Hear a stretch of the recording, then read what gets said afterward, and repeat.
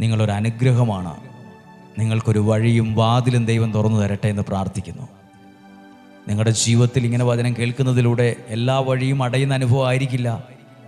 വഴിയും വാതിലും ദൈവം തുറന്നു തരുന്ന അനുഭവവും ഉണ്ടാകട്ടെ, നന്മയുണ്ടാകട്ടെ.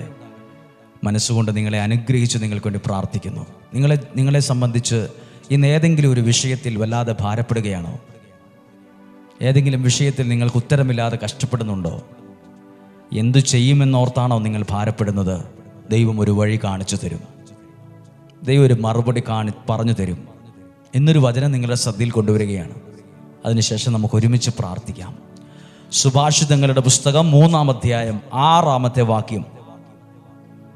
സുഭാഷിതങ്ങൾ 3-ാം അധ്യായം 6-ാമത്തെ വാക്യം.